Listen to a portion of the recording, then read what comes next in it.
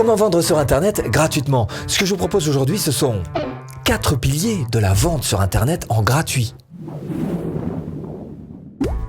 Bonjour, je m'appelle Stéphane et si vous cherchez à créer votre business en ligne de 0 et 100 euros, bienvenue sur cette chaîne qui travaille à domicile.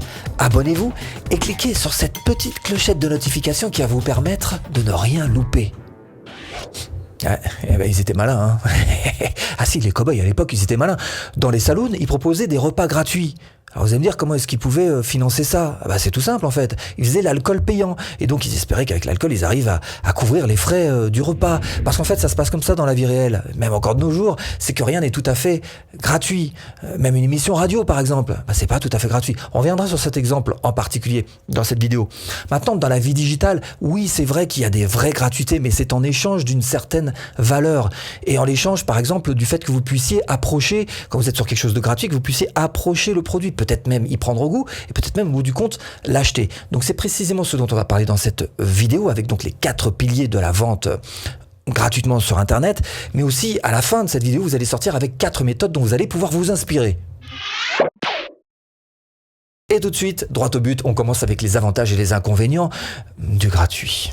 D'abord, le gratuit, ça attire les foules. Donc ça, c'est génial. Par contre, contrepartie, c'est que du fait que c'est gratuit, c'est pris un peu comme quantité négligeable, hein.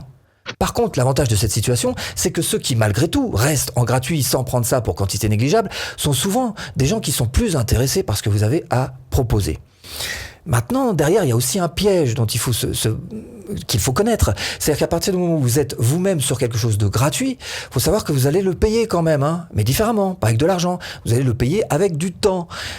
Quelque chose en gratuit, effectivement, souvent vous aurez besoin par rapport à une version payante où on va vous donner une méthodologie pour aller du point A au point B en un minimum de temps avec un résultat au bout du compte et des choses qui souvent sont assez efficaces et prouvées. En gratuit, vous allez chercher des petites informations à droite à gauche, picorer, essayer de rassembler le puzzle, de le faire comme vous pouvez sans réel modèle. Au bout du compte, vous aurez des trous, des blancs. Et ça se trouve, vous ne saurez même pas qu'il y a des trous, des blancs. Et vous allez vous dire, pourquoi j'y arrive pas? Je ne comprends pas que je réussis.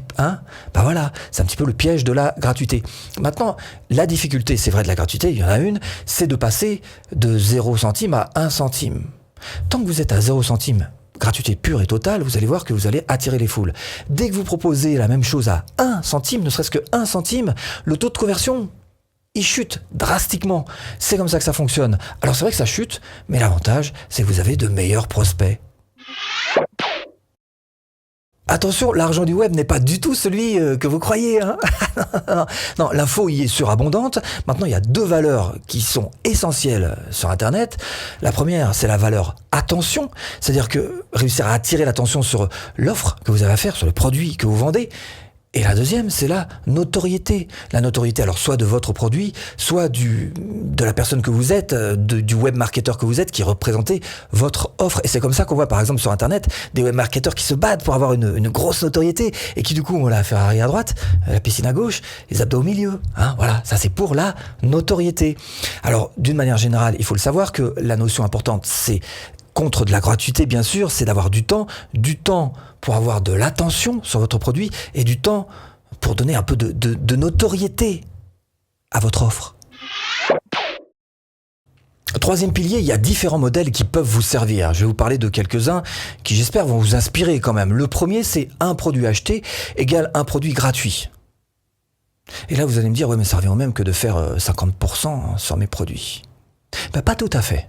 Pas tout à fait, parce qu'en fait, le fait de faire ça, ça permet à la personne de découvrir un autre de vos produits, de votre gamme. Et ça peut l'aider à se dire que finalement, votre gamme n'est pas si mal et l'emmener sur un 3e produit qui, lui, bien sûr, sera payant. Donc, le fait de proposer ce 2e produit gratuit ouvre les perspectives, les champs de vision à votre client, tout simplement.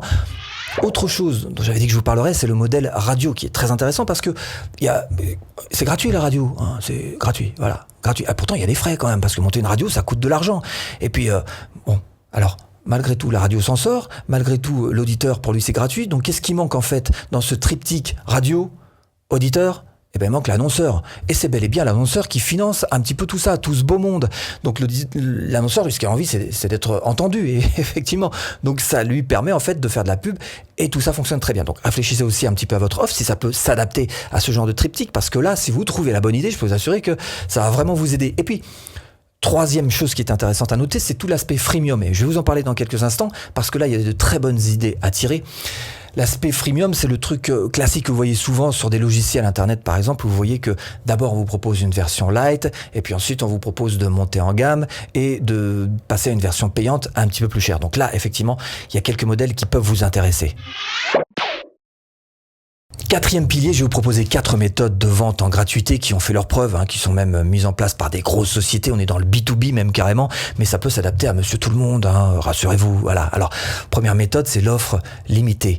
Exemple typique, vous connaissez Netflix.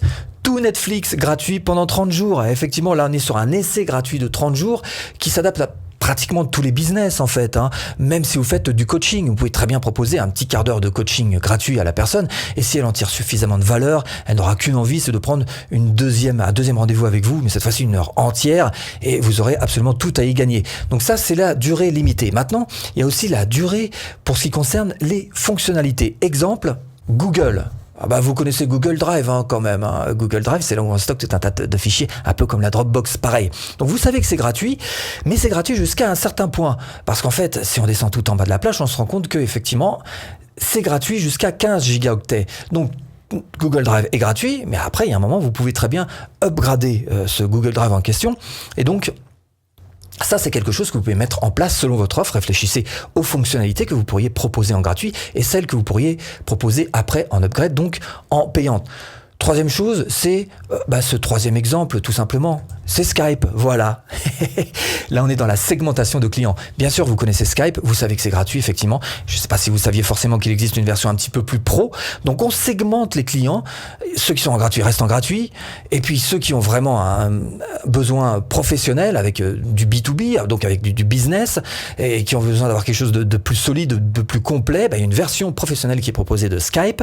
Et là, on est bel et bien dans la segmentation de clients. Ça veut dire que selon les clients, on propose telle ou telle offre. Donc ça, c'est encore une troisième possibilité. Et puis, la dernière possibilité, c'est la limite du nombre d'utilisateurs. C'est-à-dire que vous pouvez limiter dans le temps, vous pouvez limiter sur le nombre aussi. Alors, je sais pas, premier arrivé, premier servi.